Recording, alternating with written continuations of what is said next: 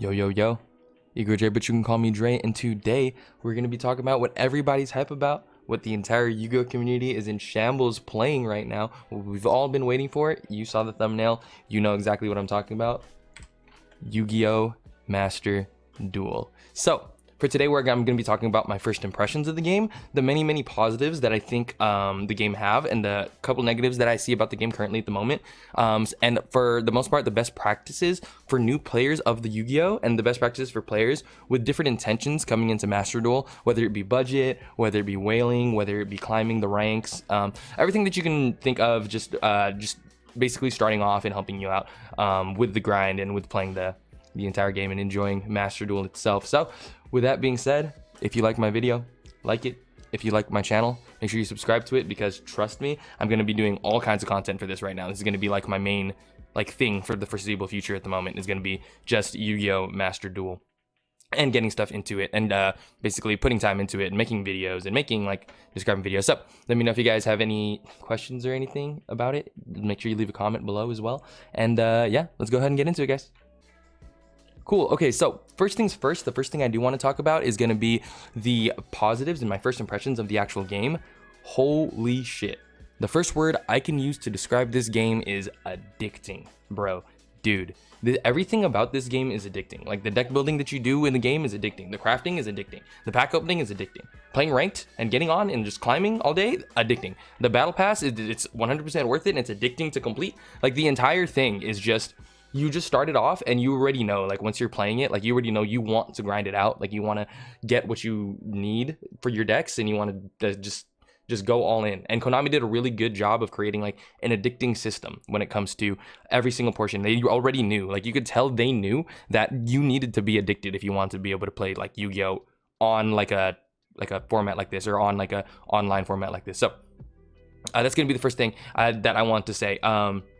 Some other positives. So starting with the positives, the deck building system, and crafting and creating your decks, and figuring out, they did a very good streamlined way of creating how to create your decks. Not only are you able to check online to see what kind of decks there are online, you can also build your full deck without having all of the cards yet, and then setting up, basically thinking oh, okay, this card I don't have, this card I don't have, I know I don't have this card, I need to get this many points, I need to craft this many points for it. They created a very good system where you are basically addicted to be able to complete exactly what you're looking for, and being able to create a deck profile. And us Yu-Gi-Oh players, we already know it's difficult enough trying to think of a deck or create a deck, so why not build a system that helps us, basically? And that's exactly what Konami did. They did a really good job with that one.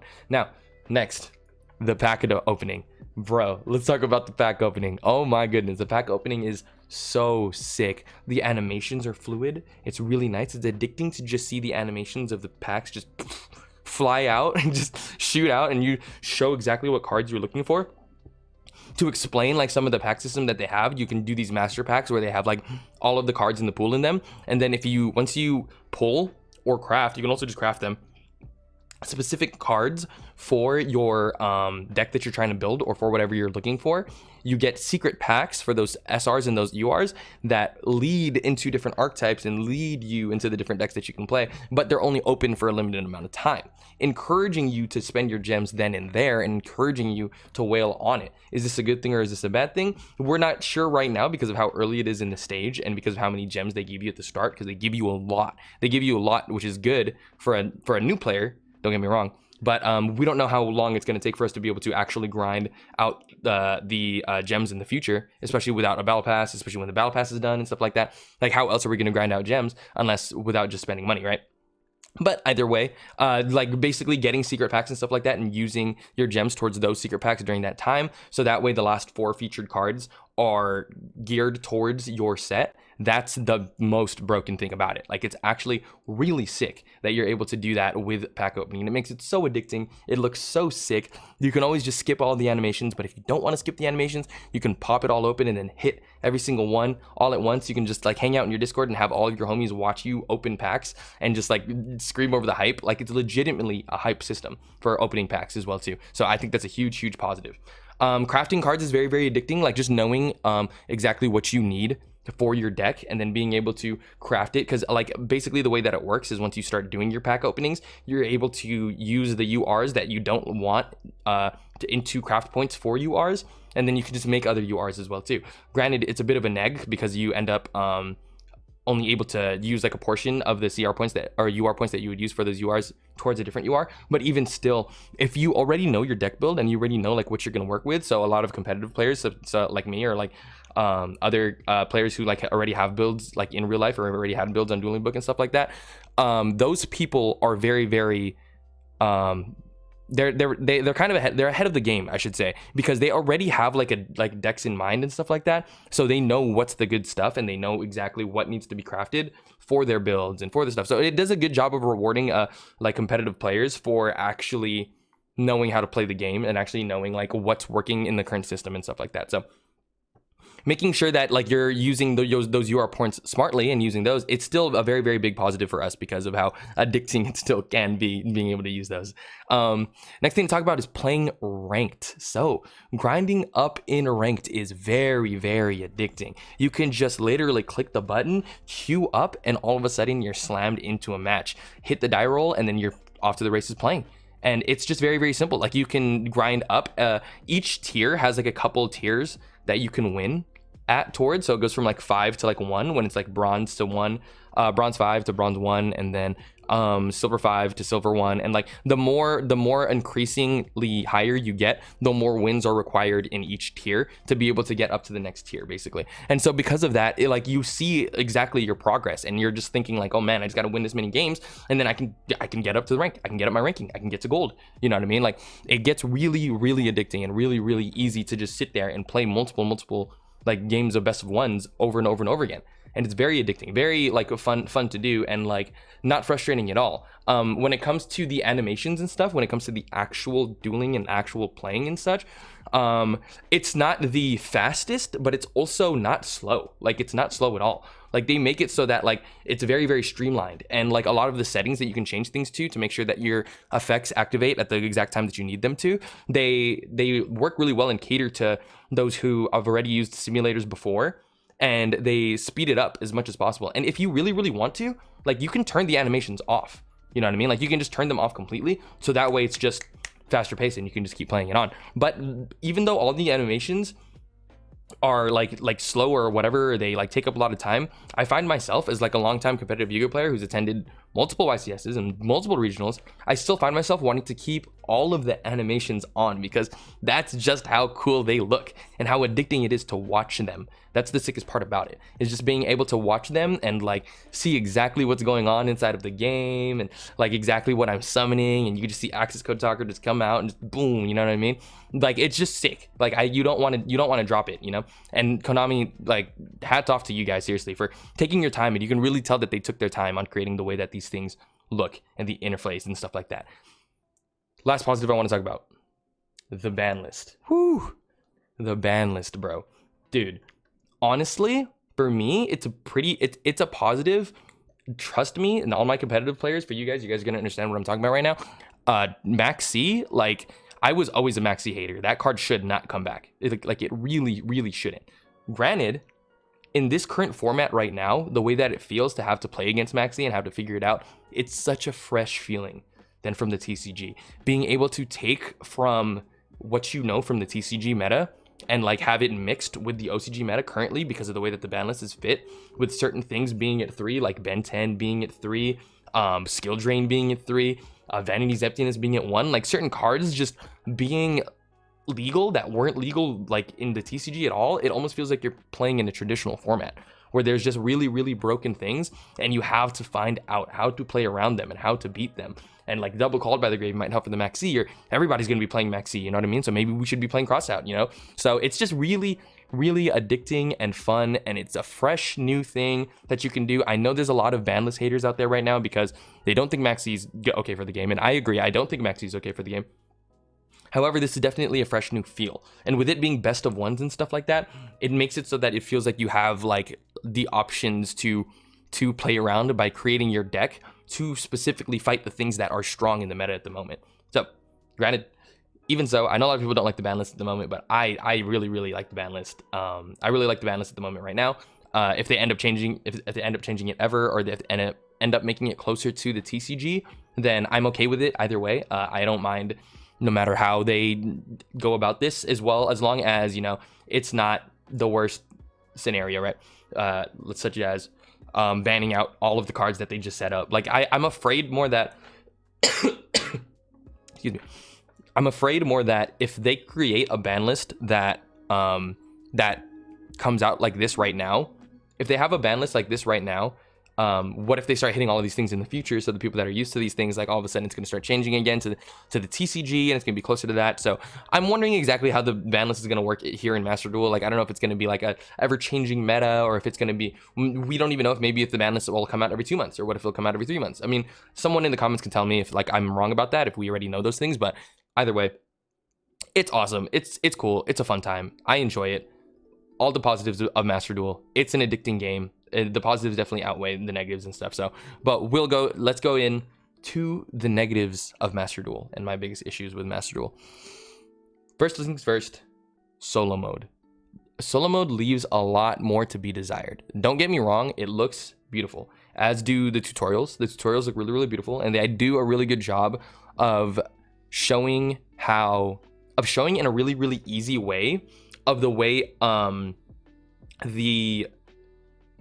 it shows basically just a really easy way of like the way that cards interact with other cards, and the way that cards hit other cards, and, you know, like very obvious on screen. So that way newer players are able to come in, and you're thinking from the perspective of a newer player. It's like, oh, okay, cool. This card specifically needs to attack into this because of its attack, and you can see the attack stats and stuff like that. So they do a really good job of like making it like newer for newer players. But when it comes to the actual solo mode, like it feels, even though it looks like good, it feels more like a simple grind, like I gotta commit to, rather than something that I can play solo and chill and enjoy. You know what I mean?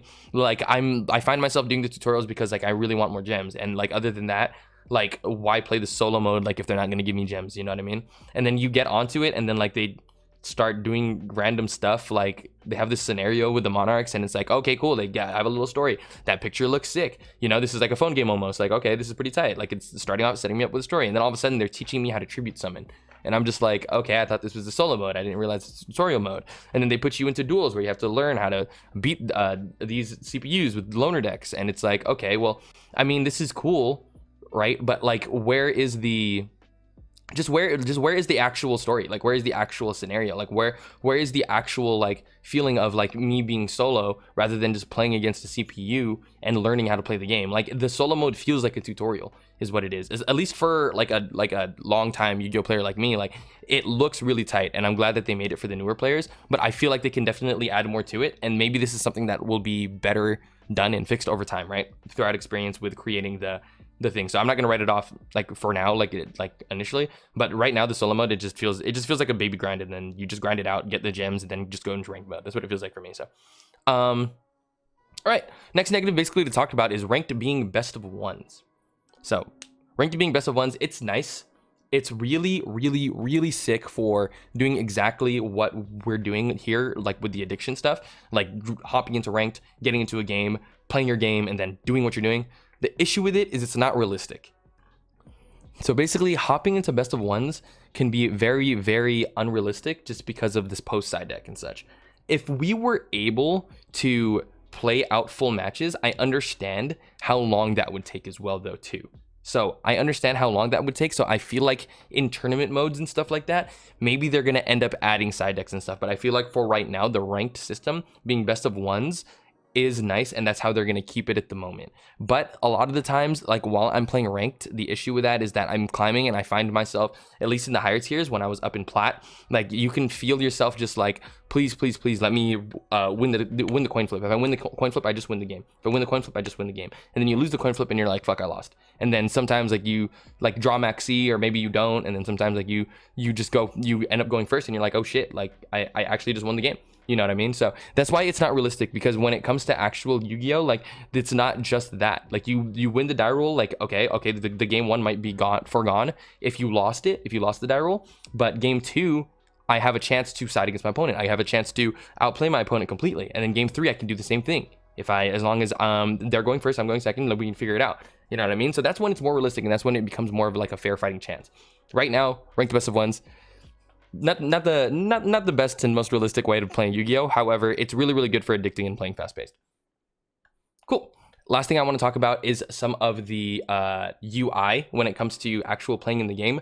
My biggest issue is how small the cards are. The cards are very small. I wish they were just a little bit bigger and you could actually read onto the card. And this is why I really enjoyed Yu-Gi-Oh! Omega so much, is because Omega was the only simulator that understood that Yu-Gi-Oh! Players, they don't read the fucking cards. You know what I mean? They really don't. And they understood that, like, the easier you make it to read the card, the easier it is to play the game, right? So they made sure, create a drag to make the item bigger, to make the card bigger, look at the card, make it easier to read the card. Having to, like, click it and, like, just make sure that you're able to zoom in on the card while you're in the middle of activating an effect, and you have to put like windows away and stuff like that, and like move windows to the side. And the graveyard, oh, the graveyard, man, like not being able to see the graveyard without having to click on it can be really irritating as like a Yu-Gi-Oh player, and can create like huge misplays for yourself while you are basically going in both the graveyard and the banish zone, while you're trying to go in and create a combo and do a combo, and you only have a set amount of time, and then all of a sudden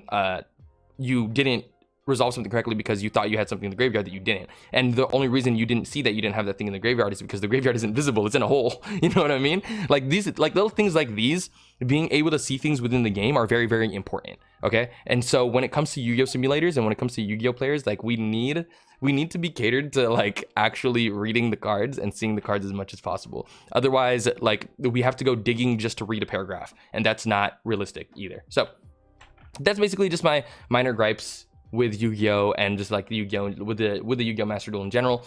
Don't get me wrong, these negatives are not that big of a deal. They can be 100% fixed in the future, and that's the best part about it right now, is that we're in an early stage, and all these things can be fixed later on. But all in all, the game, addicting, man. It's so addicting. Yu-Gi-Oh! Master Duel is so fun. It's one of the best simulations I've ever played, and they really outdone themselves. You can tell that like the hype was really high, and like my expectations were really low, because I was just like, man, I'm excited to play this and grind it as much as possible. But like if this simulator feels weird or feels wonky, I'm gonna be really sad. Getting onto it and seeing that it wasn't wonky, one of the best feelings ever. Pretty cool. Good job to Konami. Hats off to you guys for doing such a good job with Yu-Gi-Oh! Master Duel. Next, what I basically plan on going into is some of the best practices that you could use basically as like a new starting player. So if you're planning on starting the game and this is your first time ever playing Yu-Gi-Oh, just obviously make sure to play through the tutorials. Like the tutorials are very important. Like all of these things are very important. You gain all kinds of knowledge from learning like how to play the game. As a newer player of Yu-Gi-Oh in general, what I would highly suggest is you watch a lot of stuff online to learn of like how to play Yu-Gi-Oh. So looking at deck builds, watching YouTube videos, figuring things out when it comes to actually playing the game, looking into the ban list here, maybe picking up like different packs, picking up a structure deck and getting started. You can hop into ranked. That's all fine. I highly suggest that if you do hop into ranked, don't get too salty if you lose, because literally it's gonna happen. Like these whales and these people who have been playing forever, like they're going to shit on you at first. Okay, they're absolutely gonna shit on you at first, but understandable. As long as you like start learning like the way that hand traps work, the way that different cards interact with each other and different archetypes interact with each other, that's when you'll be able to do all kinds of different kinds of learning like processes and take all kinds of different kind of learning processes. So now, for players with different intentions, depending on budgeting or whaling, if you're planning on budgeting, what I highly suggest is obviously doing all of the simple grinds. So all of the solo stuff, complete all of your missions as much as possible to the best of your ability, and make sure you're always claiming your rewards as much as possible. While you get on, log on every single day and grab every gem that you can. Grab the solo mode, make sure you purchase the duel pass and play ranked, so that way you can gain stuff within the duel pass. And obviously the things that you want to buy in the shop, if you're a budget player as well too, you want to buy the bundles, you want to do the specials, right? So definitely do the duel pass. The duel pass is really gas. It gives you all of this stuff. It gives you UR points, like it gives you all kinds of good stuff. The bundle deals, for sure. Ash Blossom is a great card, Lightning Storm is a great card, Solemn Judgment is a great card, depending on all of the directions you're trying to go. Even though it gives you master packs, it's like kind of when it comes to buying packs, I highly suggest you never buy master packs, ever. Master packs are a no-go. They are not good. They are the odds, as you can tell, I'll show you right here. You can see the odds here. it tells you exactly what you can get out of every single type, right? So odds by rarity, ultra rare, 693 types and only 2.5 odds. What is the likeliness of you pulling the ultra rare you want out of 693 different ultra rares when you only have the odds of 2.5? You see where I'm going with this? Do not buy this. Don't buy this. This is literally bait. Like, don't buy this. Buy this if like you, honestly, I just never would. Like, buy this if you haven't bought anything yet. But like, you could also just buy one of these, you know what I mean? And work towards something nice. For example, this one comes with the Pot of Desires. This one comes with a Brawl Sword Dragon. This one comes with Eldlick the Golden Lord, which is used in a lot of Eldlick decks. And I know Eldlick is very, very cheap right now. So this one comes with the Swing Twisters too. It also shows with the cards included in this pack, these are the cards that are featured, correct? So when we look at the odds for this one as well too, look at the odds by rarity. Now, from numbers 1 to 7, right? Odds by rarity, 2.5, 10 different types. You see how it basically drops down drastically? The amount of like odds that you would get for something like this, getting like one of the feature cards that you have here is just much more realistic when you pick up something like this. Even if it's something that you aren't exactly looking for, or it's something that you're not exactly trying to roll for, a deck that you're not exactly building, it doesn't matter. Just buy these cards or buy these packs and work towards something. Maybe you'll be able to open up and go a different direction than the other ones once you end up getting a secret pack. So my suggestion, after you buy these packs, right? After you spend 1,000 on one of these packs, you spend 100 on one of these packs, you'll start noticing that you'll start pulling or crafting specific cards that you need. If you know exactly what you're trying to build, just go craft it. So for example, if you know exactly what you're trying to get, we can just go straight into the deck build, right? We can just look for what we're trying to craft, basically. So say I'm trying to play Eldlick. So we're going to go straight into the craft. We're going to look at some White Destiny, I guess, maybe. Or maybe what else could we get? Like, it has to be an SR, right? So it has to be one of these SRs. So let's say, for example, let me make a Curse Eldland. I'm going to go ahead and make the Curse Eldland. I'm going to generate it. Boom. It's going to create the card for me. Basic finish. And then all of a sudden, this key pops up at the very, very top. Oh, sick. Immortal Royalty. I get a free pull from Immortal Royalty at least once. So I'm going to go ahead and go to the Immortal Royalty. And now we see for the secret pack that just got opened up, this is basically how you open up secret packs. You know exactly the ones you want. You know all of the cards. You know all of the things you need. For the most part, at least, right? Like, so this is obviously we're not gonna be playing vampires and shit like that, but we can get triple Sanguine here. We can get double Eldland. We can get one Elixir of Black Awakening. We can get Vampire Sucker. Like, we can get the actual Golden Lord himself, and then we can get the Conks or the Golden Land cards. This is all we need to build the deck. This is perfect. We can check the odds. Let's see the odds for what we have. 693 types there, right? But for number cards from number 5 to 7. So this is also something that I want you guys to understand as well too with secret packs. The first 4 cards when you open them, they're from the master pack, right? So if you get an ultra rare within the first 4 cards, right? So say the cards are lined up right here, you get a first 4 cards. The first 4 cards you get, those are going to be from the Master Duel. So most likely if you get an ultra rare there, it's not going to be what you need. However, the last 4 cards, odd cards from numbers 5 to 7, and then 8 as well too, these ones as well will be from the featured pack and the secret pack that you need. So it's basically giving you the option to get half of the pack of what you want as these cards right here is what it is. Does that kind of make sense, hopefully, for you guys? Obviously, if worse comes to worse, let me just actually pull from the pack. That makes more sense. So that way I can just help you guys out. Cool. So notice how, like, I'm gonna crack from this pack real quick. Boom. See, nothing here I ended up pulling. However, as you can tell, these 4 cards right here, these are all from the featured cards. And notice how it says pickup. These are all from the featured cards. These are all the secret cards. These ones right here are just completely random. So that's basically how it works. It gives you an option to be able to get exactly what you need with what you want. So that way you're not wasting your money on master packs and just trying to pull what you need out of random packs. Making sure that you're doing it this way instead of the other way to be able to get the archetypes for your deck that you want is how it will work. Now, what happens when you have a bunch of ultra rares and you have a bunch of super rares and you need to do something with them? What you can basically do is you can go straight up to the deck edit, search for whatever you need and whatever rarity it needs, and then you can just generate the amount of points you need. So for example, if I had like a super rare or something like that, you can just basically dismantle something for the certain amount that you need, just dismantle it, and then it gives you the points up here. Now, for the super rares and the ultra rares, these are the hardest to do for sure. Like these ones, like you're gonna run out of really fast.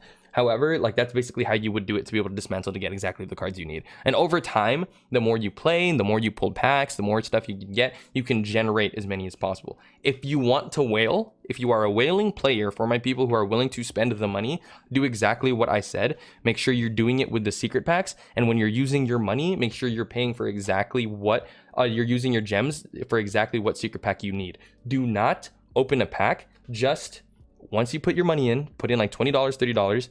To be fair, I haven't put in a lot. I've only put in around like $60, like 60 to like 70 maybe, and I still was able to build like really competent decks. And this is multiple decks I'm talking about. So before, when I was just building my Drytron, I only spent like what, $30? Like I didn't spend a lot at all. So if you do end up spending money, make sure you are spending it on exactly what you want and exactly what you need for your archetype before you start pulling. When you do pull from that pack, use the ultra rares that you're pulling from those sets, and make sure you're buying them in sets of 10. Make sure you're using the ultra rares that you pull from those sets, dismantling them, and using those gems to go towards what you need. All right, cool. I think that's about all that I have to talk about for today. Like I said, I plan on doing all kinds of more content later on in the future. If you guys want to hit me up, if you guys want to follow me as well too on my Master Duel account, make sure you hit me up, hit me with that young follow. I will follow back if I can see your guys' ID, or if you guys send me your ID, I don't mind. Leave a comment if you guys have any comments as well too, and I plan on seeing you guys in the future. Alrighty guys, good luck out there.